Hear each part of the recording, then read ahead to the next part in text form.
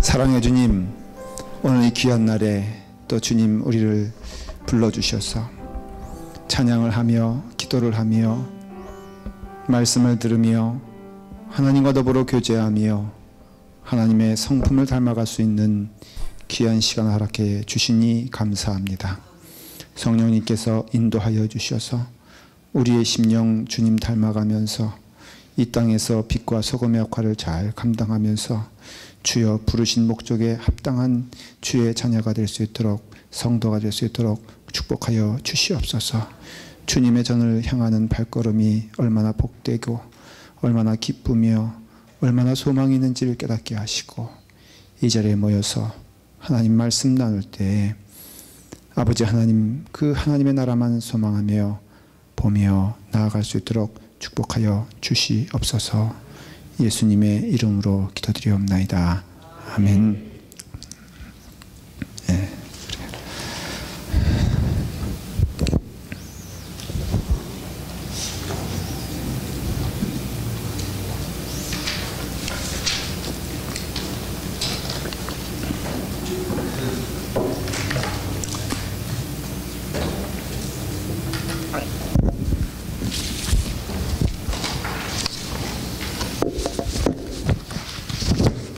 우리 서로 주의 은혜 가운데 격려하며 주의 사랑으로 인사를 나누시기 바랍니다.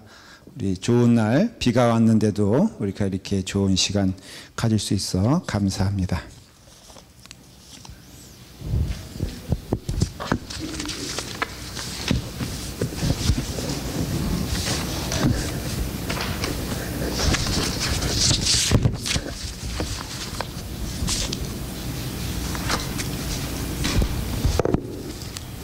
이 날씨가 좀 쌀쌀한데도 그 실어가 켜져 있고 이 또 좋은 예배당에서 우리가 함께 말씀을 나눌 수 있는 건 복입니다.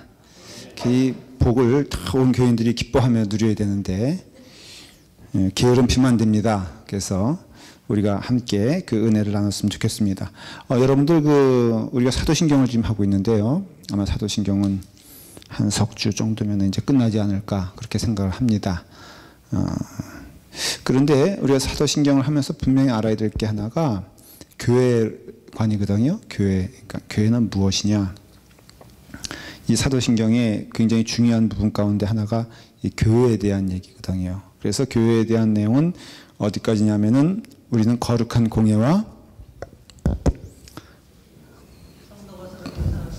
공예와 성도가 서로 교통하는 것과 죄를 사하여 주시는 것을 믿는다. 죄 사함, 용서, 이겁니다. 그래서 다른 것들은 그 다음에 우리가 부활을 믿고 또 뭘 믿습니까? 영원히 사는 것을 믿습니다. 이런 내용 되어 있잖아요. 그러니까 이렇게 되어 있고, 그 다음에 부활신앙, 그 다음에 영생의 신앙, 그 다음에 요 전에는 뭐가 있었죠? 그러니까 전부 다 합하면 우리는 성부, 성자, 성령 이렇게 되는 거죠. 그렇죠? 그래서 이런 구조로 되어 있다는 거예요. 사도신경은 이해가 되시죠? 그래서 사도신경을 쭉 읽어보면은 전능하사 천지를 만드신 하나님 아버지를 내가 믿고 그 다음에 성자에 대해서 말하고 있죠. 그리고 또 성령에 대해서 말하고 있고, 그 다음에 다시 또 성자에 대해서 아주 강하게 설명하고 있죠. 십자가를 설명하고 있고, 또 뭘 설명하고 있습니까? 부활을 설명하고 있고, 그 다음에 하늘에 오르사 하나님 우편에 앉아 계셔서 우리를 위해서 중보하신다. 그래서 특별히 성부, 성자, 성령 가운데 성자에 대해서 분명한 설명을 하고 있죠. 이게 첫 번째 파트라고 말씀을 드렸습니다. 그리고 중요한 것은 두 번째, 이것은 교회에 대해서 우리 지금 하고 있죠. 그 다음에 이것은 우리의 미래적 신앙, 이 현재적 신앙이기도 하지만 어렵게 말하면은 그렇지만은 부활과 우리는 영생을 믿는다 이거예요. 그래서 부활을 믿는 자는 결국 이 땅에 사는 생명이 끝나도 두려워하지 않죠. 그래서 기독교인들의 신앙과는 죽음에 대해서는 죽음을 이기신 예수 그리스도를 우리는 믿는 동시에 우리 또한 죽음을 이기는 것을 믿고 뭘 믿습니까? 영생인데 영생은 요 둘로 나눠지거든요. 뭘까요? 어떤 영생일까요? 이거는 천국과 지옥. 잘 말했어요. 이렇게 돼요. 그래서 우리는 영생의 삶을 두렵고 떨리는 마음으로, 어떤 면에서는 생각해 보세요. 영원한 나라가 있다는 것을 누가 약속해 주셨어요? 예수 그리스도가 약속해 주셨거든요. 우리가 예수 그리스도를 하나님으로 믿는다면은 그 하나님께서 하신 말씀을 우리는 소홀히 여길 수가 없죠. 이게 신앙의 어떤 기초예요. 우리의 신앙은 우리가 보고 들은 것, 우리가 뭐 이렇게 깨달은 것을 믿는 게 아니라 예수 그리스도께서 하신 말씀과 약속하신 말씀과 강조하신 말씀을 믿고 그분이 친히 그것을 행하신 것을 우리는 믿어요. 그래서 예수님은 그 길을 다 먼저 보여주셨어요. 부활하셨죠? 그 다음에 하나님 우편에 계시죠? 그리고 똑같이 너희도 그럴 거라 이거예요. 너희도 부활할 것이고 너희도 영생을 얻을 것이고 너희도 하나님 나라에서 영원한 영혼으로 살아갈 거예요. 그 시간이 그럼 너무 영원히 지금 사는 삶도 때로는 지겹고 힘든데 그렇지 않아요. 그 삶을 우리가 살아보지 못하는 것이기 때문에 우리가 말할 수가 없어요. 그러나 분명한 것은 그 삶은 영광스럽고 기쁘고 즐거울 것이다라는 것을 누가 약속하셨어요? 예수님께서 약속하셨거든요. 우리는 그 예수 그리스도를 믿을 때는 바로 그래서 영생을 믿는 거예요. 천국 가는 것도 영생이고요. 지옥 가는 것도 영생이라 이거예요. 이건 한순간에 끝나는 것이 죽음은 다 끝이야. No. 기독교에서는 절대로 죽음이 끝이 아니라 죽음이 뭐라고 얘기합니까? 죽음은 자는 거 라고 얘기하지만 또 죽음은 끝과 반대말은 시작이다 이거예요. 오히려. 그래서 이 땅에 사는 것은 잠시요. 이런 표현들이 성경에 많이 있잖아요. 이 땅에 사는 것은 잠시요. 근데 진짜로 잠시예요, 아니에요? 잠시예요. 저도 여기서 보면은 우리 뭐 다 젊었을 때 제가 20년 전만 하더라도 우리 여기 도 권사님도 그때는 펄펄 날랐죠. 김연아 권사님도 저러지 않았다고요, 지금. 그러니까는 정말 20년 전에 제가 전도사, 저도 옛날에 저가 아니잖아요, 그렇죠? 저도 그때는 얼마나 정말 제 나이에 비해서 저는 한 10년은 젊어 보인다고 늘 잡으시면 이렇게. 근데 금박이잖아요. 벌써 이 청년 아직 여기 결혼하겠다고 하시는 분들 그때 태어나지도 않았잖아요. 그렇죠? 그러니까 금박이라고요 이제. 근데 금박인데 이 금박인 세월이 이거에 비교해 보면 아무것도 아니죠. 그렇죠? 잠깐이죠. 그렇기 때문에 우리는 이런데 지금 오늘은 지금 이 부분을 하고 있는 거예요. 제가 좀 말씀을 좁혀드리면, 그래서 교회는 뭐냐? 세 가지를 요약하고, 이거는 물론 이것도 신앙이에요. 신앙이지만 요거는 그런 의미에서는 실제적인 삶을 가리키는 거예요. 그 실제라 그래서 뭐 돈 벌고 어디서 뭐 이게 노동하고 이런 것을 실제라는 게 아니라 우리 신앙생활에 있어서 이것은 미래적인 사건이라고 했잖아요. 근데 이것은 실제적인 현재적인 사건이다 이거예요. 그러니까 우리가 이것을 경험함으로써 영적 기쁨과 참된 교회의 존재를 느끼는 거예요. 조금 더 쉽게 풀어 설명하면 교회가 이런 요소들이 없다면은 감히 말하건대 그것은 교회라고 말할 수가 없다라는 것이에요. 그래서 여러분들이 영적 분별력을 가지고 이것을 살펴보면은 굳이 뭐 우리 교회가 좋은 교회다 이렇게 표현할 것도 없이 이 교회가 여기에 부합되는 교회가 좋은 교회예요. 참된 교회예요. 거꾸로 그렇지 않다면 그것은 교회가 아니에요. 뭐 굳이 표현하자면은 양과 염소가 섞여 있고 마지막에는 갈라지고 그 다음에 가라지와 알곡이 섞여 있는 것처럼 교회도 보면은 이렇게 섞여 있을 수 있다라는 것에 대하여 우리 인정할 수밖에 없어요. 성경의 말씀이 지금 우리 현실에 이렇게 도입해봐도 진리예요. 그리고 교회 내에서도 사실은 알과 가라지가 딱 갈라지면 얼마나 좋겠어요. 여러분들 믿음 생활이 왜 힘듭니까? 나 같은 사람만 있으면은 힘들 수가 없죠. 그렇지, 그렇게 생각하니까 믿음은 각자적이니까 나만 같아봐. 그런데 문제는 나만 같지 않거든. 그리고 그 가운데는 가라지가 있고 알곡이 섞여 있기 때문에 참 힘든 거예요. 그래서 물론 금요 집회 나오는 분들은 다 우리가 피차간에 알곡이라고 인정을 해요. 뭐 주일날에 나오시는 분들도 알곡이라고 인정을 하고, 그렇지만은 이게 섞여 있다고 했을 때 이거 영적 구분이 좀 필요하다는 것을 알 수가 있어요.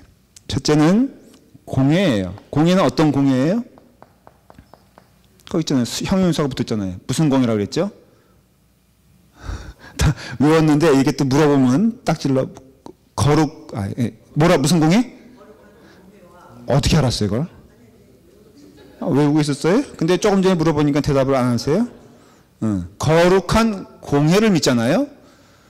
어떤 때는 명사보다도 형용사가 더 중요할 때가 있어요. 모이면 뭐해? 예. 예배 드리면 뭐해? 내가 신자로서의 삶을 살면 뭐해?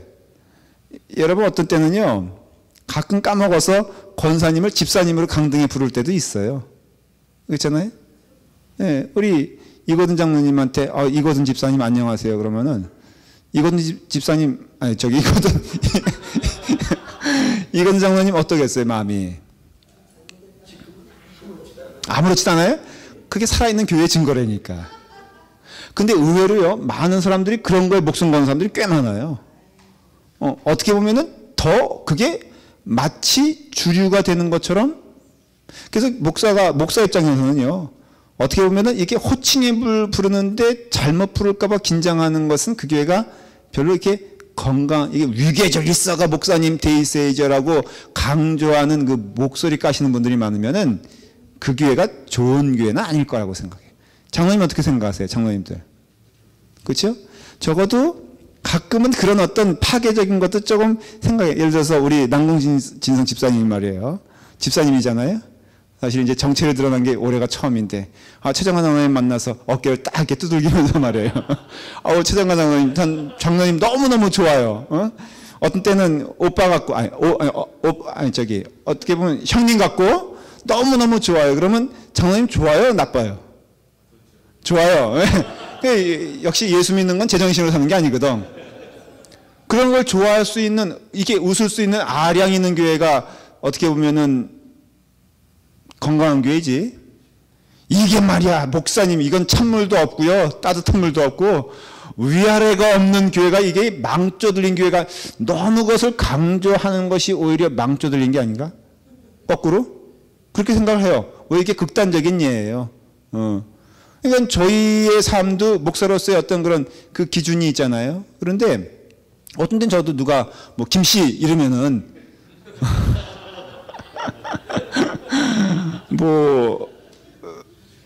굉장히 부담스럽죠. 그런데 그러한 나를 볼 때 내가 스스로 인정해야 되는 것은 그게 어떻게 보면 정말로 위계질서를 생각해서 아니면은 동방예의지국 윤리를 생각해서 내가 그런 것일까 생각하면은 어떻게 보면은 마음이 굳어져서 그런 건 아닌가. 어떻게 보면 본질에서 벗어났기 때문에 그런 것이 아닌가. 이번에 설교집이 나왔잖아요. 설교집이 나왔는데 정말로 신경 쓰이는 건 첫 번째 누가 그 순서가 들어가냐. 이게 때로는 문제잖아요. 그래서 제가 딱 보니까는 다행히 강씨가 시작되더라고요. 강하다라서 아주 누가 순서를 정했는지. 근데 만일에 잘생긴 순서대로 했다거나 아니면은 모든 것에 있어서 앞서가는 순서라면은 제가 첫 번째일 거 아니에요? 그러니까 이런 식으로 생각하면 골치 아프다 이거예요. 믿음 생활이 제가 지금 이렇게 우스갯소리처럼 얘기하는 것도 있지만은 교회의 본질은 그런 것이 아니라는 것에 대하여 우리는 알고 있고 배워야 돼요. 이런 거에 대해서 그래서 진리가 너희를 자유케 하리라. 이것이 철학적인 진리를 말하는 것은 아니에요. 진리라는 것은 오직 성경 말씀이고 성령의 역사를 의미하잖아요. 그러니까 성경을 많이 알고 성경의 진리를 많이 깨닫고 그리고 그 성령의 역사가 내 마음, 내 삶 가운데 내 모든 것에 있어서 주관이 되시면은 자유로워지는 것이 있어요. 그 자유로워지는 것은 성경적으로 말하면 내 교만에서 내 아집에서 나 중심에서 자유로워지는 것을 경험하게 돼요. 서열을 정하는 것도 사실은 딱 나를 중심으로 정하는 거 아니겠어요, 사실? 그래서 여기서 거룩한 공예라고 했을 때 그 거룩이란 것은 우리가 생각하는 어떤 그 윤리적이라든가 남들보다 깨끗한 것을 의미하는 것이 아니라 하나님과의 관계를 말하는 것이에요. 그래서 내가 거룩하니 너희도 거룩하라는 말씀 가운데 교회는 어떠한 존재가 되어야 되느냐? 가장 먼저 중요한 것은 공회가 된다는 것인데, 공회는 거룩한 공회라는 것은 하나님과의 관계가 분명한 교회가 교회라는 것을 알 수가 있어요. 그래서 우리는 신앙적으로 이게 깊이 들어가면 들어갈수록 우리가 경험해야 되는 것은 하나님과 더불어 깊은 은혜의 경험을 해야 돼. 그래서 교회는요, 기도하는 자들이 있어요. 다 기도해야 돼요. 기도는 대신해 주는 거 아니에요. 물론 중보기도도 있어요. 저도 중보기도를 받는 셈이에요. 여러분들이 저를 위해서 기도하고 또 우리 가정을 위해서 기도하지 않습니까? 이거야말로 중보기도죠. 그러나 그것은 내가 하나님과 더불어 온전히 교통하는 것에 대해서 대신할 수 있는 건 아니라는 것이에요. 그렇기 때문에 기도로, 말씀으로, 또한 우리 삶을 통해서 우리는 누구와 교통하는 자다? 하나님과 더불어 교통하는 자가 안 되면 교회가 안 되는 것이에요. 첫 번째 뭐예요? 하나님과의 교제가 있는가를 질문해야 돼요. 그 다음에 성도에 뭐가 있어야 돼요? 교통이 있어야 돼요. 그래서 신앙은 그게 공동체적인 신앙이에요. 늘 어떤 때는 기독교에서 권면하는 것이 이렇게 산으로 올라가서 혼자 신앙생활 하는 겁니까? 모여서 신앙생활 하는 겁니까? 기독교 신앙은 철저히 모이는 것이에요. 그 점에서는 굳이 비교하자면은 이렇게 다른 이렇게 불교라든가 그것도 물론 어떤 한계에 모여서 하는 것이지만은 그거는 아주 극단적으로는 홀로 서 있는 거거든요.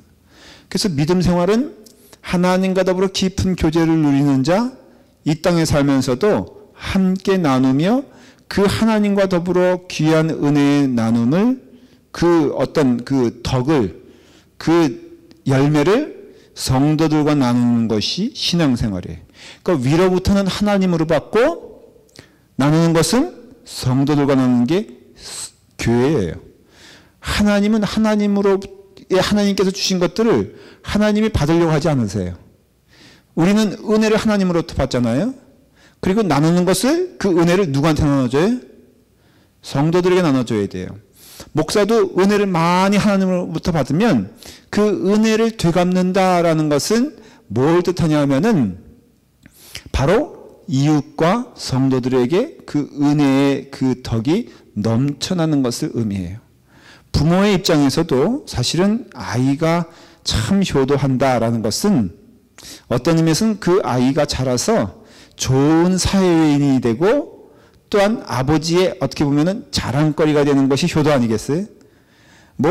무엇을 이렇게 아들로부터 받는 것도 사실은 좋은 일이기도 하지만은 그것보다 더 근본적인 것은 그 아이가 잘 자라서 이 땅에 살면서 아름답게 자라고 아름답게 덕을 베풀 때 그 부모의 마음은 행복한 것처럼 하나님도 하나님과 더불어 깊은 교제를 나누고 거룩한 교제를 나누는 삶을 살아가는 이 하나님의 자녀들이 성도들 간에 화목하게 성도들 간에 사랑을 나누며 성도들 간에 은혜를 나누며 살아가는 것이 바로 무엇이다?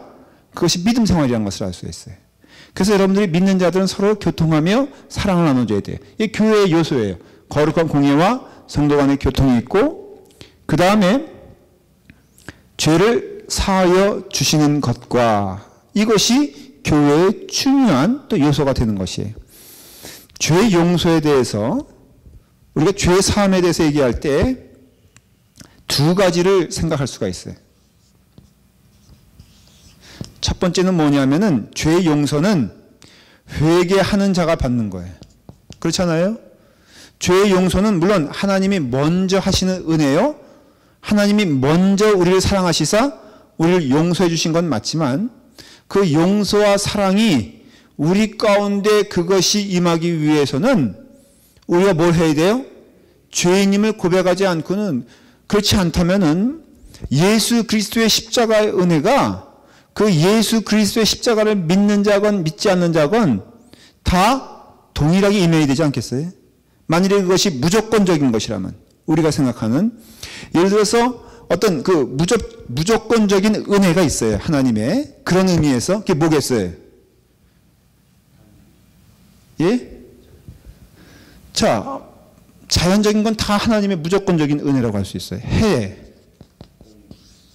그 다음에 공기, 그 다음에 뭐 비 이런 것들 있잖아요. 자, 여러분 믿는 자에게나 안 믿는 자에게나 해는 다 공평하잖아요. 여러분 어두운 밤인데 뭐 믿는 자에게만 해가 그냥 그 자리에 반짝 비치는 거 보셨어요? 그런 거 못 봤잖아요. 그 다음에 하나님이 미워하시는 자 비가 막 고루고루 오고 있는데 요놈은 미우니까는 여기는 비 안 줘. 이런 거 못 봤잖아요. 그러니 이런 것들은 그 사람들이 하나님을 믿든 안 믿든 어떻게 보면은 공평하게 주시는 거예요. 물론 하나님의 특별적인 역사가 있기도 해요. 홍해 사건이라든가 아니면 여리고 사건이라든가 아니면은 뭐 이런 것들이 있지만은 그러나 그건 예외적인 사건이고 하나님의 일반적인 역사는 뭐냐면은 이건 무조건적인 사랑이에요. 그리고 은혜예요. 그래서 이것은 이 대상자들이 하나님을 믿든 안 믿든 이 땅에 살아가는 동안은 동일하게 누릴 수 있는 것이에요. 그런데 이게 조건적인 사랑은 아니지만은 그러나 믿음으로써만 그 은혜가 표현되는 것들이 있잖아요. 그 대표적인 게 뭐냐면 십자가의 은혜라는 것이에요. 그래서 이 십자가의 은혜는 구약 시대를 통하여서 예표해 주셨어요. 예시해 주셨어요. 그게 뭐냐면은 노뱀이에요. 노뱀. 이스라엘 사람들이 불평하여 광야에서 불뱀에 물려가지고 다 죽게 됐잖아요. 그럴 때 하나님이 우리 아이들 불뱀에 물려 죽게 됐으니 내가 이제 너희들 다 무조건 살려주겠다라고 말씀하지 아니하시고 어떻게 보면은 인간의 생각과 방법으로는 도저히 아니다라고 싶은 갑자기 장대를 높임에 들고 거기에 노뱀을 만들게 한다면은 하나님께서 뭐라고 컨디션을 줬습니까? 쳐다보는 자는 살고, 그러니까 성경적으로 우리가 가만히 이것을 묵상하고 깨달아 알게 되는 것은 그때 쳐다본 사람도 있지만은 안 쳐다본 사람도 있을까요? 성경은 얘기를 안 하지만 제가 보기에는 인간의 심성으로 보면은 분명히 있다라고 저는 생각을 해요. 뭐 멀리 찾아볼 거 없어. 금요 집회 나오면 삽니다. 제가 그래도 나중에 정말로 안타까운 마음으로 여기 빠지면 여러분들 참 후회합니다. 이래도 후회는 한다는 게 아니라 이해는 하지만은 나가기 싫다는, 이게 너무너무 안타깝거든요. 그렇지만은 하나님께서 분명히 말씀하시기를 너희가 노뱀을 보면은 살고 아니면 죽는다라고 말씀하셨어요. 그러니까 우리 신앙생활에 있어서도 하나님의 말씀 붙잡고 가야 되는데 놓치면 안 되는 것들이 있잖아요. 하나님의 말씀을 영의 양식으로 삼고, 여러분 몇 가지를 상공에서 강조한 게 참 많아요. 우리가 뭐 예를 들어서 하루에 우리가 그 만나를 양식으로 삼는 것처럼 하나님의 양식인 하나님의 말씀을 하루하루 삼는 것은 중요하죠. 그렇죠? 그러면 살죠. 여러분 하나님의 말씀을 매일매일 묵상하며 살아가는 자들 가운데는 죽은 자들이 없어요. 제가 확신으로 말씀을 드릴 수 있어요. 여러분들이 모든 일에 있어 하나님을 범사에 인정을 하고 하나님의 뜻을 기뻐하는 자들 가운데 망한 자들이 없어요. 여러분 그것을 기억하게 되었을 때 이와 같이 십자가 사건은 바로 그것을 의미하거든요. 이 노뱀을 예표로 든 것이거든요. 십자가도 십자가를 바라보는 자, 다시 말하면 십자가를 믿는 자. 그럼 십자가를 믿는다는 것은 무슨 뜻이겠어요? 십자가 신앙을 갖는다고 한다는 것은 가장 중요한 전제가 있어요. 조건까지 제가 안 붙인 이유는 조건이라고 말하기 그렇고 전제가 있어요. 프리컨디션이 있어요. 그게 뭐냐면은 그 십자가가 되려면은 반드시 나는 무엇이 되어야 되냐면은 누가 되어야 되냐면은 죄인이 되지 않고는 십자가가 아니라는 것이에요. 여러분 십자가만 무조건적으로 바라본다고 내가 구원받는 게 아니에요. 만일에 그렇다면 그 당시에 십자가를 바라봤던 많은 사람들, 로마 병정들, 그 다음에 유대인들, 예수님이 십자가에 달려 돌아가시는 걸 보면서 비웃었던 제사장들, 바리새인들, 이런 사람들도 바라봤으니까는 구원을 받아야죠. 근데 바라본다고 이게 우리식으로 표현하면은 누구든지 주여 주여 하는 자마다 천국 가는 것이 아니라 주님의 뜻대로 살아가는 자가 천국 간다는 거예요. 무서운 것은 저는 그래서 늘 이것을 경고 삼아 얘기하는데 어떤 땐 것을 너무 쉽게 듣는 경우가 있는데 교회 안에 있다고 구원받는 게 아니에요. 여러분들. 이건 분명히 말씀드릴 수 있어요. 교회 안에 있으면서도 구원 못 받는 자들 분명히 있어요. 나올 거예요. 우리 라팔막 교회 이렇게 좁혀서 얘기하면 좀 부담스러운 면도 있지만은 우리 라팔막 교회 안에서도 천국 갔을 때 그 사람 없네라고 하는 사람들 분명히 나오게 됩니다. 뭐 금요 집회는 별걸 것 같아요. 금요 집회에서도 오늘 결석하신 분들 가운데 어떤 분인지 몰라. 내가 거기까지는 얘기하기가 좀 부담스럽네. 이게 좁혀가다 보니까 차마 여기 있는 사람들 가운데 못 볼 것이다. 제가 보기에는 그렇지는 않을 것 같아.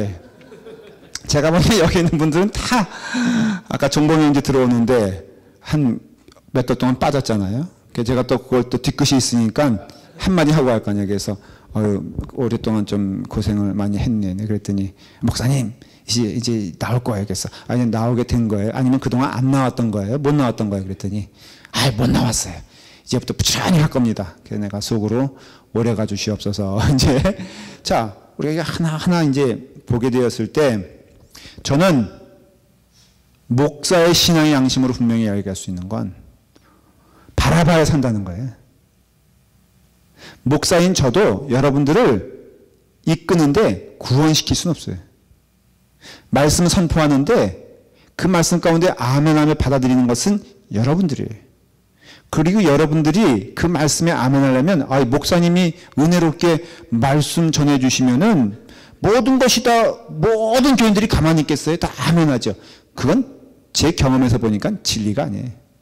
왜냐하면 한경진 목사님이 그게 유명하다는데 못된 교인 영락교회도 굉장히 많았더라고.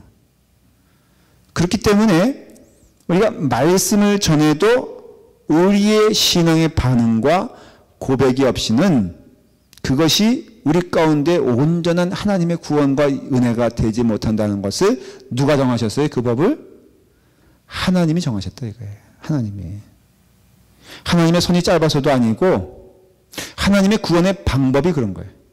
그리고 그것은 우리가 오해할까 봐 성경은요 이렇게 반복해요. 마테마가 누가 요한이 왜 있어요? 같은 이야기인데 같은 예수님 얘기인데 왜 따로 있어요? 그건 뭐냐면은 계속하여 반복하여 하는 얘기가 있어요. 구약에서도 레위기와 그 다음에 신명기 그리고 출애굽기 내용이 어떻게 보면 유사하고 비슷해요. 왜 그런지 아세요? 그만큼 중요한 것을 다루고 있기 때문에 그래요. 그렇기 때문에 모세 오경에서 다루는 내용이 뭐냐면은 바로 하나님의 말씀과 계명이거든요. 하나님께 주목하지 않으면 죽는다는 거거든요. 마태, 마가, 누가, 요한도 똑같아요. 예수 그리스도께 주목된 자만 산다. 그렇다면은 우리가 십자가 신앙이라고 할 때는 우리의 입장에서 보면 반드시 있어야 되는 게 뭐냐면 회개라 이거예요. 네. 그러니까 하나님의 입장에서는 십자가가 반드시 있어야 되고 그 십자가 신앙으로 우리가 믿음 생활한다라고 할 때 오해하는 게 뭐 십자가 앞에서는 예수님의 그 놀라우신 사랑과 은혜에 감격한다. 그게 또 무슨 뜻이냐면요. 우리 입장에서 보면은 죄인 왔사오니 죄인 부르실 때 날 받으소서라는 신앙의 고백이 없이는 십자가 신앙이 형성되지가 않는다 이거예요. 그렇기 때문에 우리가 교회는 십자가 신앙이 있어야 됩니다. 교회 안에는 십자가가 있어야 됩니다라고 말하는 것은 무슨 뜻이냐면은 우리 신자의 입장에서는 회개하며 손들고 주님께 나아갑니다. 주여 날 받아 주시옵소서라고 하는 회개하는 신앙, 죄인된 신앙, 무릎 꿇는 신앙 이거 없으면은 여러분 교회는 믿음이 아니다라는 것을 알 수가 있어요. 그럼으로써 여러분 쉽게 물어볼게요. 여러분들에게 있어서는 어디 회개하는 마음이 있습니까? 주님 앞에 무릎을 꿇을 때마다 마음 가운데 회개의 은혜가 있습니까? 이것을 물어보고 답을 하는 것이 대단히 중요한 것임을 알 수가 있어요. 여러분도 어떻습니까? 여러분들 신앙생활에 있어서 정말로 죄인임을 고백하여 회개하는 마음이 있습니까? 두 번째 질문은 뭐냐면 이 십자가 신앙으로 살아가는 자들 그 다음에 죄의 사함과 용서가 있는 자들의 모임이 교회라면은 당연히 뭐가 있어요? 죄의 고백이 있으면 뭐가 있죠? 죄의 용서가 있잖아요. 죄의 용서는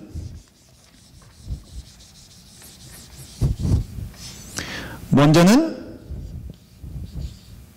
하나님으로부터의 용서예요. 죄에 대한 고백이 있으면, 회개가 있으면 무엇이 반드시 오게 된다? 용서함이 있게 돼요. 그래서 성경은 용서받는 자의 복에 대해서 많이 말하고 있어요. 다윗이 복받은 자예요. 그렇죠? 다윗을 가리켜서 우리는 굉장히 복받은 자라고 말해요. 그런데 왜 다윗이 복받은 자인 줄 아십니까? 왕이 되었기 때문에 회개했는데 그 회개가 그냥 내게 들어오는 부메랑이 되거나 아니면 그냥 흩어지는 메아리처럼 되는 게 아니라 반드시 회개하는 자는 어떤 축복이 있냐면은 하나님의 자녀가 되는 축복이 있어요. 그렇기 때문에 하나님의 자녀가 된다는 것은 우리가 또 알아듣기 쉬운 단어로 설명하면 죄 용서함이 있는 자예요. 여러분들 용서받았을 때 그 기쁨을 아시잖아요? 제가 어릴 때 여러분들에게 간증삼아 한 것이 아버지의 어떤 그 동전을 조금씩 이렇게 뭐 우리말로 하면 훔쳤다 그럴까? 뭐 제가 표현하기는 위치 이동이라고 저는 그러는데 그게 아버지의 호주머니에서 저의 호주머니로 위치 이동이 되고 뭐 또 저의 호주머니에서 또 구멍가게로 이렇게 위치 이동이 되고 다 그렇게 되는 거 아니겠어요? 근데 그러할 때 아무래도 제가 지금 가만히 생각해 보니까 훔칠 때는 두려워. 그게 뭐 아무리 위치 이동이라고 말을 하고 어쩌고저쩌고 말을 해도 그거 할 때는 할 짓이 아니야. 제가 내린 결론은 어느 때부터는요. 그 다음부터는 그런 것이 벌어지면 굉장히 마음에 부담을 느껴요. 저는 확실히 구원받은 자임을 제가 깨닫는 사건이 지난주에 있었어요. 할렐루야 아멘이야. 이제 그 비치길에 올라가다 보면은 거기 끝에까지 쭉 올라가면 가스 스테이션이 하나 있어요. 근데 스테이션이 있는데 거기는 기름으로 쫙 들어갔어요. 들어가서 이제 뭐 카드를 딱 켜놓고선 그 다음에 이제 가스를 쭉 집어넣고선 영수증이 필요하냐 물어보잖아요. 예스 노 물어보잖아요. 그래서 노를 딱 눌렀더니 갑자기 화면이 백지 상태로 싹 되더니 카드를 다시 집어넣으시오 이런 사인이 나오는 거예요. 그래서 저는 집어넣어서 안 집어넣었어 아까? 장로님 제 마음 가운데 갈등이 생기기 시작한 거야. 이것을 내가 집어넣어야 되는가 안 집어넣어야 되는가? 그리고 돈이 결제가 됐나 안 됐나? 예, 그래서 확인했으면 되는데 제가 또 목사인지라 확인했어야 되는데 그때는 약간의 사탄의 마음이 들어가지고 에이 했겠지를 믿어버린 거야. 그냥 됐겠지라고 믿어버리고 그리고 이제 차를 쓱 빼고 오는데요. 암만 해도 이게 이상해 시스템이. 근데 제가 집으로 왔겠어요? 아니면 다시 돌아가서 캐시어한테 물어봤겠어요? 아니에요. 그냥 갔어요. 이게 이제 문제가 되기 시작한 거야. 내내 마음 가운데 그것이 부담이 되는 거야. 그래서 그날 저녁에 인터넷 제 홈뱅 그 어카운트를 열어봤어요. 확인해 봐야 되잖아. 근데 나왔더라고. 그게 정말 가스스테이션 딱 넣고서 1불 하고 땅 끝이야. 그래가지고요. 그때부터 마음 편치 않지만 온갖 그 합리적인 생각을 제가 하는 거예요. 내 잘못 아니야. 나는 분명히 넣고 내가 뭐 깎아달라는 것도 아니야. 자기들이 1불 깎아준 걸로 그냥 저는 생각을 하고 1불만 됐어. 딱 결제가 65불 정도 됐는데 1불 정도. 그러니까는 내내 마음은 편치 않으면서도 합리를 가시키는 거야. 내 잘못 아니야 이것은. 이것은 뭐 내가 뭐 하고 내가 훔친 것도 아니고 말이야. 기계적인 잘못이라면 자기들 잘못이 이러면서 했는데 마음이 편해 안 편해? 점점 안 편해. 그래서 갈까 거기를. 그러다가 그 다음날 딱 그 홈뱅킹을 다시 열어봤어요. 제가. 그랬더니 딱 얼마 찍혀 있었냐면은 65불로 딱 찍혀 있더라고. 제 마음 가운데요. 너무너무 안심이 되고 너무너무 마음이 편하고 할렐루야 아멘. 내가 그랬다니까.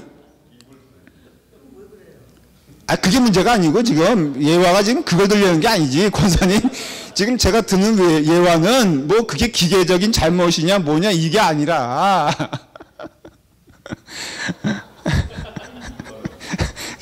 1불 더 했다니까 그러게. 그래서 지금도 제 마음 가운데 저의 독성을 제가 알아요.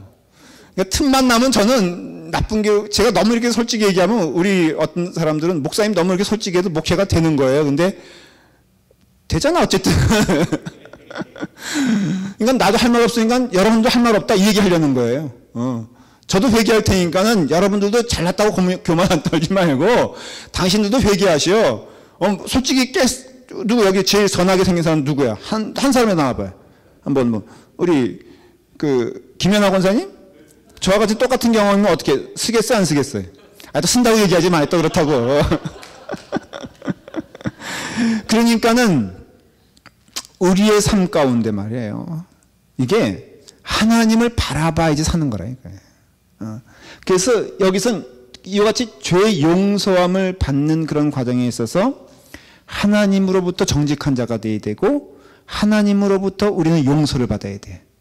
그리고 두 번째는 여기서 죄의 용서란 뜻은 어떤 뜻이냐면은 하나님으로부터 받은 용서가 있느냐? 너희도 용서하며 살아라 이거예요. 너희도 서로 용서, 서로 섬김, 이런 것이 있다고 하십시다. 그러면 이 단어를 한번 잘 생각해 보면 서로 사랑 그래요. 여기서 주어지는 굉장히 중요한 진리가 있는 것을 알 수 있어요. 오늘 한번 잘 들어보시고 묵상 가운데 기도해 보세요. 맞을 거예요. 용서라는 의미는 남으로부터 내가 용서받는 거예요? 내가 남을 용서하는 거예요? 기독교에서 말하는 용서란다는 서로 용서하라.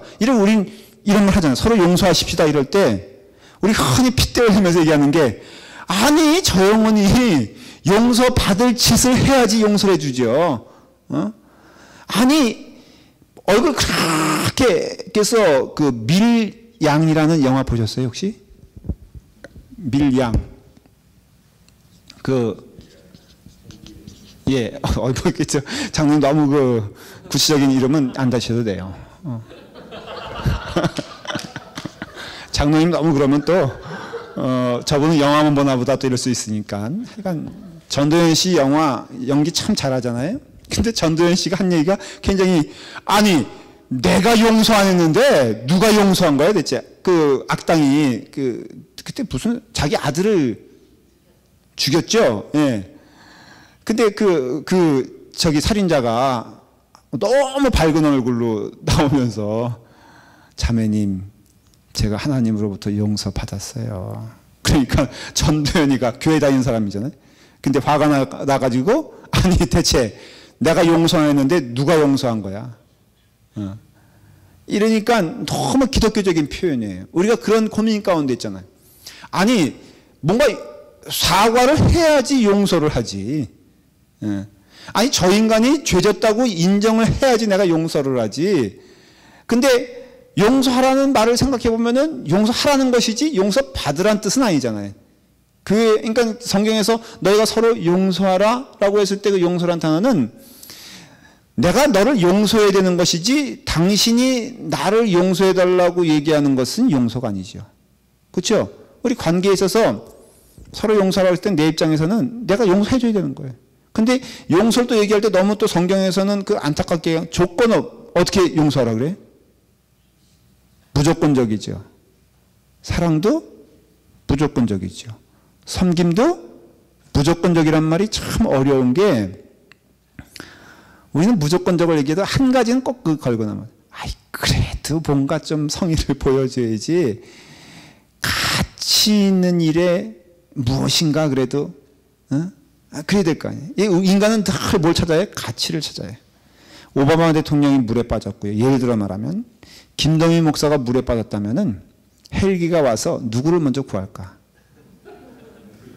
참 우리는 가끔 상상을 하잖아요. 오바마 대통령이 왔다. 그때 우리는 가치를 부여할 수밖에 없어요. 늘 그래요. 우리는 늘 그런 가운데 살아요. 뭐 최정관 장로님이 물에 빠지고 저가 물에 빠졌다. 그런데 구명조끼는 하나다. 성도들이 위에 배에서 우리 목사님, 우리 장로님 하면서 울부짖어도 딱 하나다. 누구에게 던져야 돼? 누구에게 던져야 돼? 젊은 사람에게. 예, 그래요. 자, 그러니까 우리는 늘 그런 가치 가운데 살 수밖에 없는 상황이기 때문에 우리는 그런 걸 자꾸 훈련이라고 생각하고 인생의 지혜라고 생각을 해요. 근데 예수님이 우리를 위해서 돌아가실 때 그 가치관은 완전히 무너뜨리잖아요. 그리고 예수님이 또 그런 인간들 가운데에서도 가만히 살펴보십시오. 그런 가치를 생각하면은 헤로드 왕에게 갔어야 됐고, 빌라도의 효과로 말한다면요, 빌라도 하나 구원시키면은 예루살렘이 그냥 오토매티컬리 구원되는 거예요. 우리는 늘 그런 가치관에 살고 있잖아요. 대제사장, 그 예수님을 못 박아 죽인 가야바, 이 아주 못된 영혼 하나만 딱 그냥 예수님이, 그러니까 내가 딴 사람도 몰라도 너만 구원시키겠다라고 달려들으면 구원 못 시키겠어요, 예수님이? 그러면 그 사람 하나 구원받으면은 다 예루살렘의 종교적인 것, 빌라도만 구원시키면 예루살렘의 정치적인 것, 뭐 예루살렘의 경제적인 것들이 다 물밀미한 거 이렇게 물 흘러가면은 얼마죠? 그렇게 따지면은 그 당시에 로마 하나님이 그럴 힘이 없었을 것 같아요. 생각해 보세요.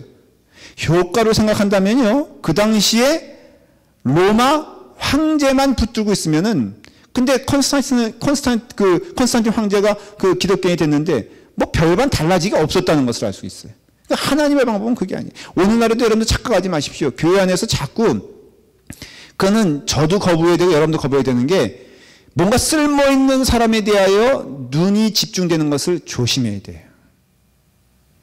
교회 안에서 야, 이 사람 잘 정말로 믿음 생활하게 하면은 교회, 그 한국의 그 신동아 옛날에 그 건설 그 회장, 그 누구죠? 그 유명한 사람이?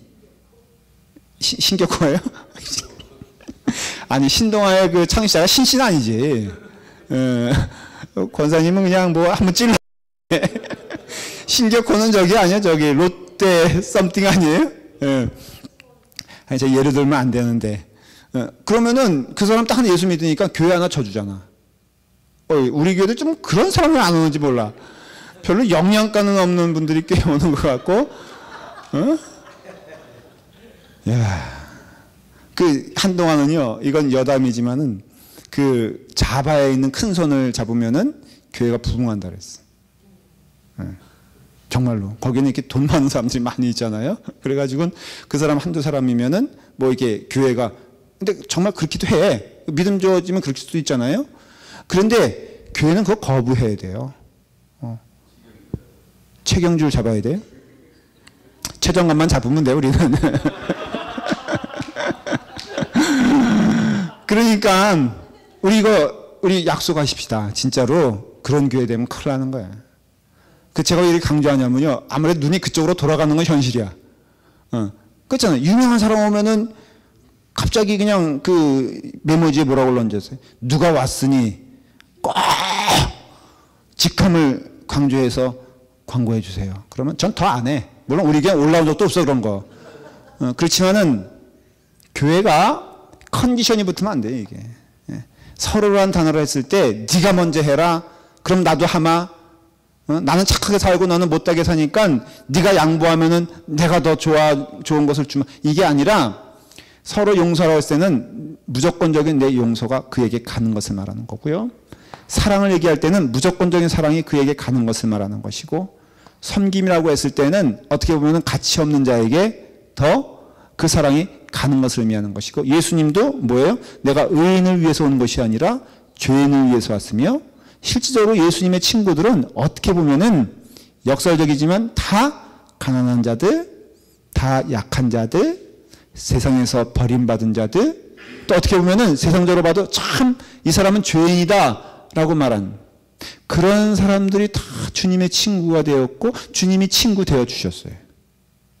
그러니까 교회 안에서도 바로 자 여기서 보면은 그 죄 사함, 죄 용서 얘기했을 때에는 첫째는 하나님으로부터는 내가 회개하는 자가 되어야 되고, 하나님과 나와의 사이에 있어서 내가 회개가 있어야 되고, 두 번째 죄 용서로 말하면 하나님으로부터 받은 용서의 은혜가 충만하기 때문에 내 삶의 기쁨이 넘쳐야 되고요. 두 번째는 내가 죄를 용서함의 관계라면 내가 용서해주고 내가 섬겨야 되고 내가 사랑해줘야 되는 그런 교회가 됐을 때, 여러분 말씀만 들어도 분명히 다가오는 게 있지 않습니까? 교회가 이런 교회가 되는 것을 소망하고 꿈꾸고 나가야 되는 것이 바로 그것이 교회의 모습이다라는 것을 알 수가 있습니다.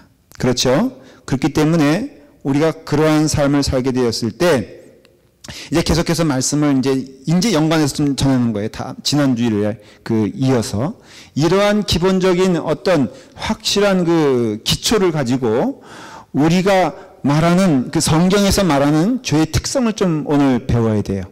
그래서 죄의 특성을 말할 때 이제 이런 종류 있잖아요. 우리에게 있는 죄 용서라고 했을 때 이 죄를 좀 알아야지만이 여러분들 삶 가운데 죄에 대해서 승리할 수 있고 죄에 대하여 해방될 수가 있는 거예요. 이건 실질적인 어떤 우리의 신앙생활의 모습이 돼요. 성경에서 말하는 죄는 철저하게 무엇이냐면은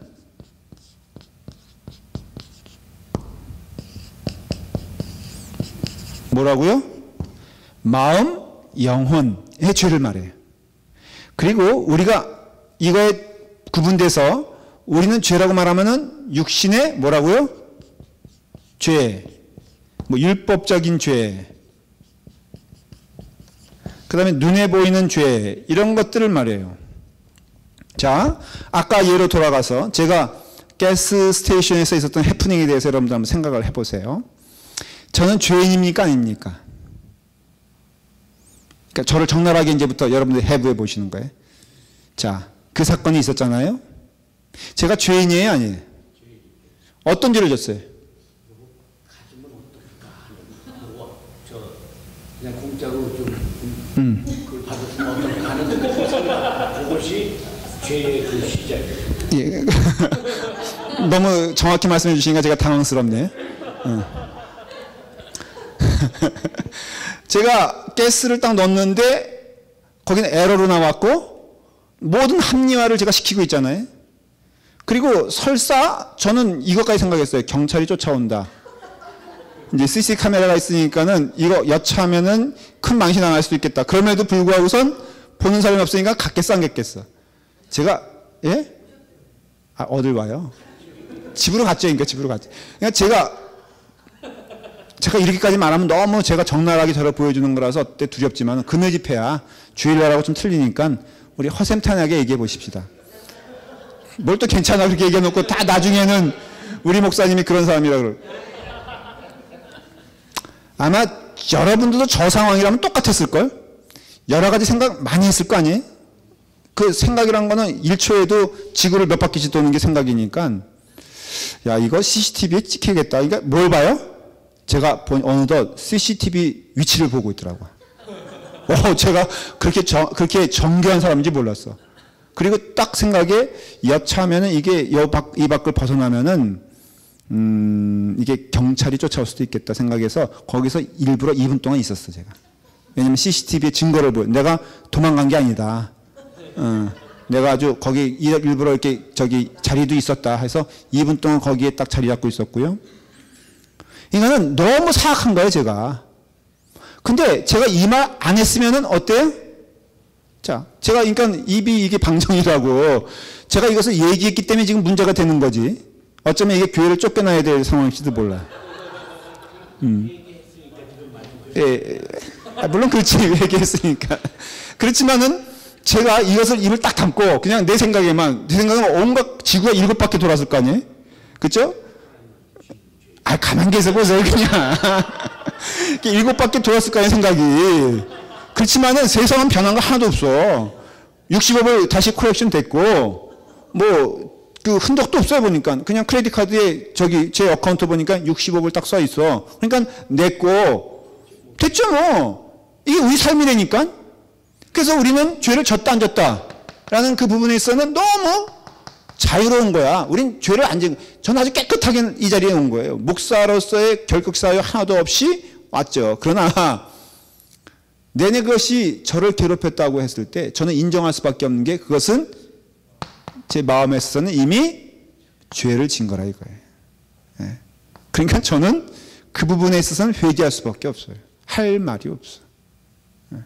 하나님 앞에 이미 저는 물론 성자의 반열에 들면은 저는 성자도 그런 짓을 압니다. 사실은 그 사람들이 아무 생각 없이 끝까지 살아갔을 것이다라고 했을 때 쟤도 성자같이 꽤 애를 썼다고는 생각이 들거든요. 근데도 안 돼. 하물며 여러분들 괜히 성자 티내거나 거룩한 척하거나 목사님 나는요 누가 뭐래도 우리 교회에서 저 흠잡을 사람이 있으면 한번 나와보라 그러세요. 아유 참 너무너무 불쌍해. 그렇죠? 그러니까 우리 진성 집사님도 회개를 많이 해야 된다 이거예요. 그렇기 때문에 성경에서 말할 때 죄의 특성은 철저하게 이 부분을 얘기한다 이거예요. 이 부분이 형편이 되거나 조건이 빠르면 이쪽으로 튀어나오는 건 시간 문제라는 것이. 마치 마른 그 씨앗이라 할지라도 비가 내려오면은 싹을 틔는 것처럼 여러분들이 만일에 형편이 되고 환경이 되고 그걸 해도 내 어떤 것에 대하여 별로 이렇게 문제가 되지 않다면은 막 할 겁니다. 어쩌면 사실 법이란 것이 그것을 얽매여 주는 거죠. 기능이 뭐냐면은 억압시키는 거잖아요. 그것이 풀어지면요 걷잡을 수 없어요. 아까 말한 대로 제가 그 상황에서도 만일에 그것이 하나님 앞에서 결코 정죄함이 없는 것을 제가 깨닫는 순간 저는 막 어떻게 보면은 그럴 기회가 오히려 그런 가게 찾아다닐 거예요. 그렇기 때문에 우리의 삶에 있어서 죄의 특성은요 무엇이냐면은 바로 그런 우리의 영적인 마음을 얘기하는 거예요. 그렇기 때문에 첫째는 그런 점에서 이 마음이라고 했을 때 이제 마음이라고 했을 때 이것이 왜 죄가 되냐면요. 여러분 마음으로 죄 짓는 건 인정하시죠? 다 그것을 넘어설 수가 없던 거 인정하시죠? 이게 왜 죄가 되냐? 첫째는 하나님의 법을 어기기 때문에 그래요. 하나님의 법이 있다면은 세상의 법이 있죠. 세상의 법은 결코 어때요? 마음을 체크하는 게 아니라 우리의 행위의 결과를 체크합니다. 그러나 하나님의 법은 뭐예요? 바로 마음을 체크하는 것을 알 수가 있어요. 그렇기 때문에 우리의 삶에 있어서 우리는 죄를 졌다고 했을 때 그것은 인간 앞에 죄 지는 것은 이미 누구에게 죄를 지은 결과로 나타나는 것임을 알 수 있어요. 이미 인간에게서 누굴 내가 때렸다라고 했을 때 그 때리는 것은 그게 악의 시작이 아니라 사실은 이미 악한 건데 그것이 결과로 나온 것이라고 할 수 있어요. 그러면은 우리는 누구 앞에 죄를 짓는 것이냐 대체? 하나님 앞에. 그래서 다윗이 우리아의 아내 밧세바와 어떤 부적절한 뭐 표현은 그렇게 하지만 아주 성경에서는 적나라하게 말하잖아요.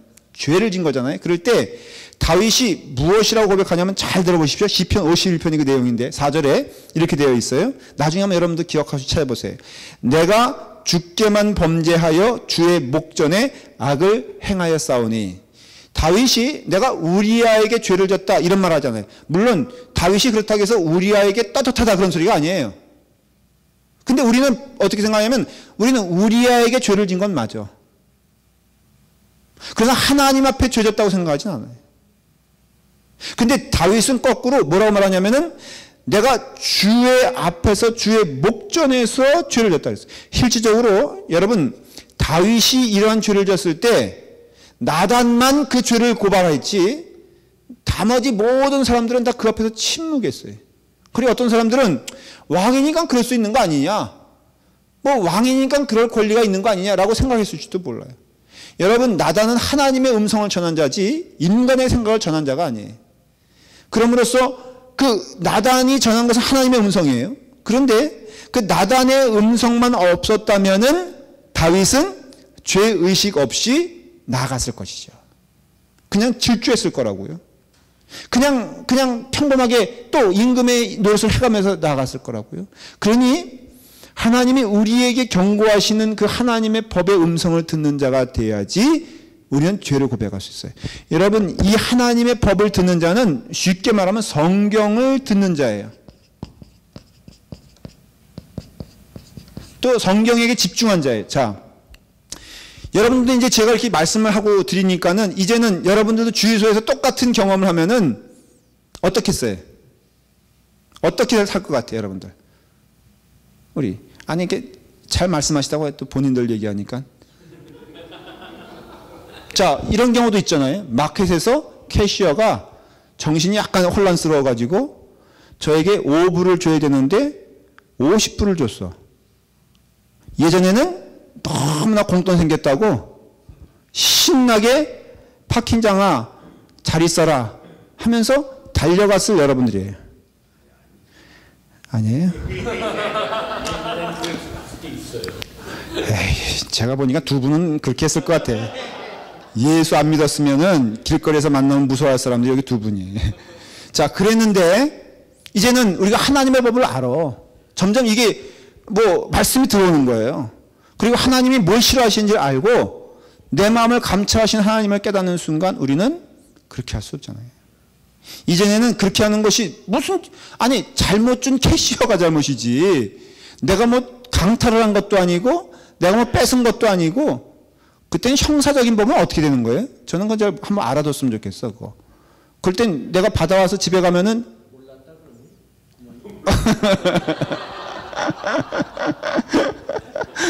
다 나오잖아요, 이렇게. 응? 그래서 저도 그거에 동의를 해요. 그래서 예수 안 믿었으면은 전혀 죄가 안 될 것들이 예수를 믿었기 때문에 죄가 되는 것을 우리는 경험합니다. 그러나 하나님 앞에서 간섭받는 자는 복된 거예요. 하나님 앞에서 그것을 깨닫는 자는 기쁜 거예요. 그래서 우리가 이와 같이 하나님의 법, 다시 말하면 성경 말씀을 듣는 자, 그래서 하나님의 법이 이것을 싫어한다는 것을 아는 자는 복된 것이고, 여러분 예수 믿으면요, 그래서 정직해질 수밖에 없어요. 두 번째는 우리가 깨달아야 할 것은, 그것은 우리가 성경에서 말하는 죄라는 것은 윤리적인 죄임을 알 수 있어요. 이게 무슨 소리냐면은 윤리적인 반대인 건 자연적인 거거든요. 자, 여러분들이 봤을 때 우리가 뭐 그 기근이라든가 전쟁 이런 것도 다 죄의 결과거든요. 사실은 이게 에덴 동산에서는 없던 거거든요. 심지어는 죄의 결과로 비가, 제가 말씀드렸죠. 노아의 방주 사건, 그때부터 비라는 것이 있었지 그전에는 비라는 것이 없었어요. 궁창이 이것을 두르고 있었기 때문에 이 수분막이 이 지구를 형성했기 때문에 비도 없었어요. 완벽한 조건의, 자연 조건에 있었어요. 근데 다 이제 죄를 짐으로써 기근, 그 다음에 우리의 그 노화 현상, 병드는 거, 이런 것들이 다 뭐예요? 사실은 죄의 결과지만 성경에서는 그런 것들을 죄라고 말하잖아요. 왜냐하면 이미 그것은 죄의 신음 가운데 있는 것이지 죄라고 표현하지 않고, 오직 죄 가운데는 강도하는 것, 그 다음에 그 방화, 그 다음에 폭행, 그리고 또 남의 돈을 훔치는 것, 이런 것이 다 보면 도덕적인 의미거든요. 그러니까 인간의 악한 것에 의해서 나오는 것을 죄라고 하지, 자연적인 재해도 물론 죄의 결과지만, 풍랑도 죄의 결과지만, 그것은 죄라고 말하잖아요. 그렇기 때문에 여러분들에게 있어서는 그것이 어떤 그 도덕적인 죄이기 때문에, 윤리적인 죄는요, 반드시 시작, 원인이 있으면은 결과가 있어요. 쉽게 말하면 우리가 그것을 죄를 졌으면 책임을 져야 되는 거예요. 이게 죄의 특성이에요. 하나님께서 죄라고 명령하신 것들은 반드시 거기에는 뭐가 있다? 책임이 있다는 것을 기억하셔야 돼요. 그래서 여러분들이 하나님을 믿기 전에도 그것이 책임이 있지만은 하나님을 믿은 후에는 그 책임이 더 무서워요. 여러분 생각해 보세요. 듣지 않은 자가 행하는 죄가 들은 자가 행하는 죄보다 무겁습니까? 가볍습니까? 자, 똑같이 아까 이 말씀을 들어서 신앙적으로 찔림이 있는 상태에서 가스스테이션에 가서 똑같은 일이 벌어져서 짓는 죄와, 그거 아무것도 안 듣고 그냥 기계가 고장났네 하면서, 그렇지만 어쨌든 돈을 떼먹었는 죄와 어떤 죄가 더 커요? 자, 불신자가 짓는 죄와 신자가 짓는 죄 가운데 어느 것이 더 무겁습니까? 여러분, 같은 죄를 짓더라도 분명히 말씀드립니다. 하나님의 말씀을 들으면서 짓는 죄가 더 무서운 거예요. 그러니까 여러분들은 어떤 의미에서 좀 위험 상태에 있는 거예요. 왜냐하면 안 들었으면 몰랐을까? 들었으니. 그러니까 아예 그럴 바에는 주일날만 나오세요. 그러니까 여러분들이 들었을 때에는요, 저는 소망하기엔 하나님의 말씀을 듣는 자가 더 달라진다는 그런 확실한 비전과 어떤 뜻이 있는 이유는, 이것이 어떤 의미에서는 그들에게 기다려져서 좋게 될 것이라는 것을 의미하는 것이 아니라, 하나님의 말씀이 집중적으로 계속하여 그 말씀, 그 마음 흔들고 깨우고 깨닫게 했을 때, 적어도 그 영혼은요, 그 말씀을 듣지 않는 자보다는 달라져야 된다는 거예요. 쉬운 표현을 말하면 금요 집회 나오는 여러분들이 그래도 주일날 나오는 분들보다는 조금은 더 앞서가야 되고 뭔가 이끌어줘야 되고, 저는 그래서 만일에 어떤 똑같은 사건을 놓고 둘이 다투잖아요. 그럴 수 있잖아요. 뭐 우리 박수자 권사님이 뭐 성가대에서 누구랑 싸우게 됐다. 그러면 저는 반드시 박주자 권사님에게 더 책임을 물을 거란 거예요. 구세혁 권사님 여기 계시지만은 구세혁 권사님이 뭐 예를 들어서 김연아 권사님하고 싸웠다. 그럼 몰라. 왜냐하면 둘 다 나오는 분들이니까 제가 어떻게 판단할 수가 없어. 그러나 적어도 뭐 주일날만 나오는데 그렇게 됐다. 그러면 저는 반드시 구세혁 권사님을 더 책망할 거라 이거예요. 왜? 들은 자가 더 양보해야 되고 들은 자가 더 무릎 꿇어야 되는 것이고, 이것은 영적인 법칙이지 인격의 법칙이 아니라 이거예요. 그러니까 여러분도 금요 집회 나오는 거 잘 이제부터 권면도 잘해야 되고요. 여러분 기왕 나왔으면은 여러분들은 그래도 무엇인가 달라야 돼. 제가 그 점에서 좀 감사한 것은 그래도 많이 달라지는 것 같아요. 저기 끝에 남쪽부터 시작해서 여기 끝에 북쪽까지 살펴보면 그래도 이게 금요 집회 나오는 분들이 좀 변해야 돼. 근데 금요 집회가 더 부흥을 해야 되는데 이게 조금씩 주는 이유는 뭘까?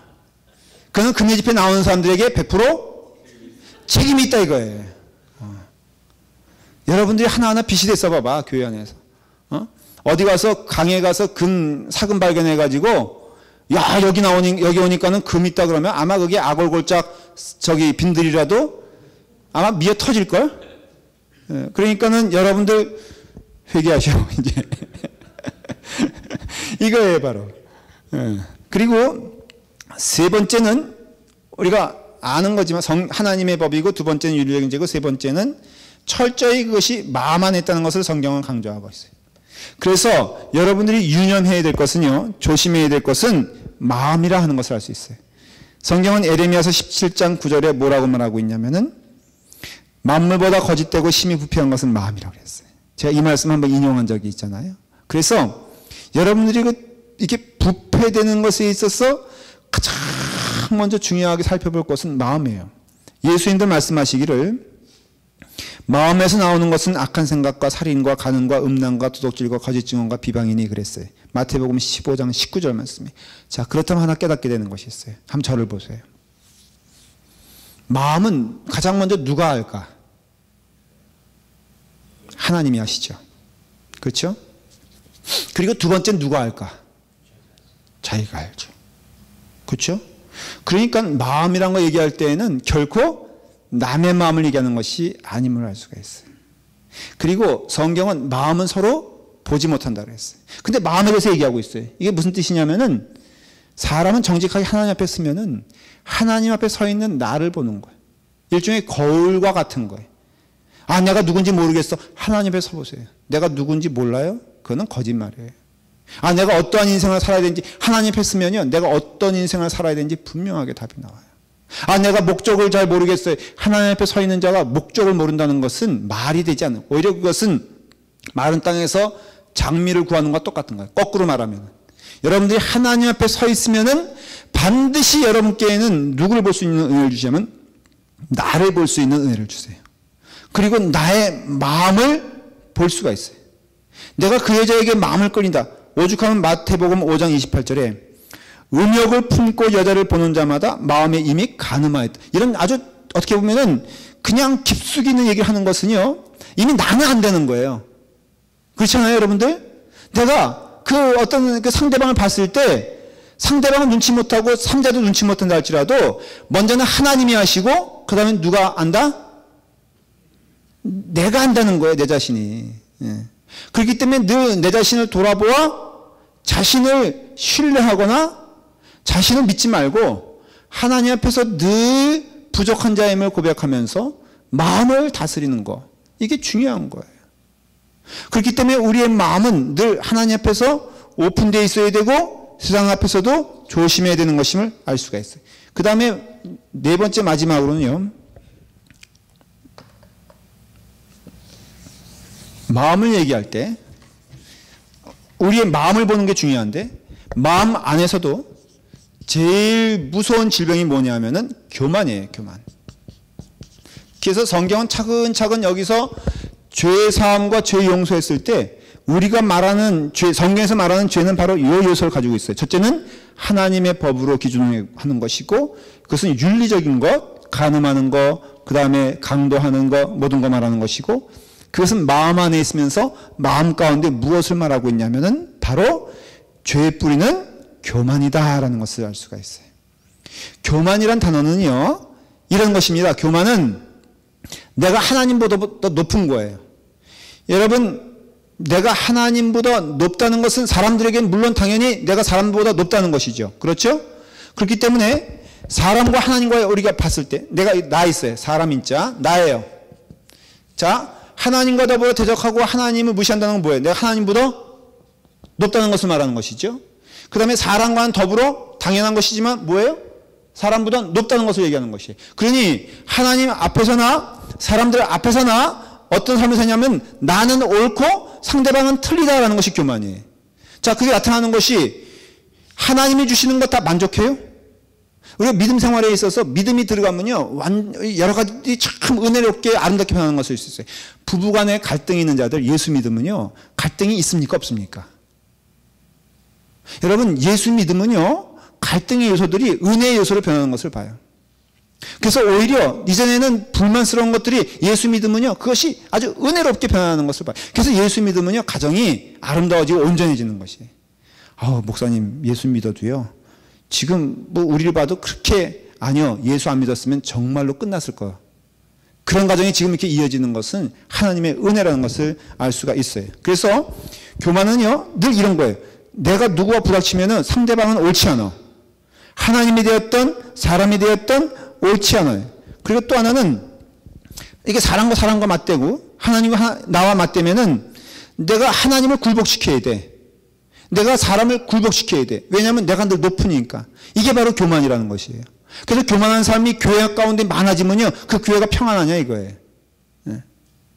제일 여러분 은혜 가운데 사람이 변하면요, 이런 식이에요. 여러분 식당 갈 때 여러분들은 주로 메뉴를 정해서 상대방을 끌고 갑니까? 아니면 상대방이 정하는 메뉴에 내가 끌려갑니까? 뭐가 그래요? 네. 여러분 어떤 사람이에요? 저는 옛날에는요, 제가 먹기 싫은 건 죽어도 안 먹었어. 그런데 제가 은혜 받았잖아요. 저한테 여러분들 목사님 뭐 드시고 싶으세요? 그랬을 때 제가 이거 먹고 싶어요. 그런 거 들어보신 적 있으면 손 들어보세요. 한 번도 없잖아. 은혜 받은 증거잖아. 제가 목회 경험에서 얘기했다간 우리 목사님은 그것만 좋아하신대. 다음 신방지 가니까 계속 그런 예화 많이 듣잖아요. 예. 근데 은혜를 받으면요, 그게 별로 중요하지 않아요. 진짜 그래요. 그래서 교회 안에서도 이렇게 하나님께서 역사해 주실 것을 믿고 기도하면요, 그대로 이루어지는 거예요. 그리고 내가 내 의견을 너무 강조하지 않아도 하나님의 약속을 믿고 나아가면요, 그게 은혜롭다니까. 그래서 교회는요, 그런 점에서 목소리가 커지는 게 아니라 주의 은혜 가운데 배려해가면서, 사랑해가면서, 격려해가면서 그 삶의 태도가 이렇게 아름답게 변할 수 있는 그런 축복을 주신 것이 교회예요. 자, 결론을 내릴게요. 우리가 그런 의미에서는 우리의 신앙생활에 있어서 죄 사함과 죄 용서는 대단히 중요한 것이며, 그 죄 용서는 우리의 마음을 얘기하는 것이며, 우리의 마음에 있어서는 첫째는 하나님의 법을 기뻐해야 되고요, 두 번째는 우리가 윤리적으로 짓는 죄에 대해서 민감해야 되며, 마음속에 시작되는 그 죄에 대해서는 우리가 민감해야 되는 것을 알 수가 있고, 결국은 그 마음속에 일어나는 죄 가운데 가장 무서운 것은 교만이기 때문에 우리의 신앙생활에 있어서 이것을 경계하고 조심해야 된다는 것이 있어요. 마지막 결론은 그런 의미에서는 이런 것들이 여러분 가운데 밝게 드러나기 위해서는 하나님의 말씀이 여러분 가운데 벗된 삶이 되어야 돼요. 기도하는 삶을 살아야 돼요. 그래서 하나님의 말씀과 기도가 융성한 교회가 은혜로운 교회가 되는 것이에요. 이런 축복이 우리 가운데 넘치기를 간절히 바랍니다. 자, 우리 기도할 때 주여 마음의 죄를 용서하여 주시고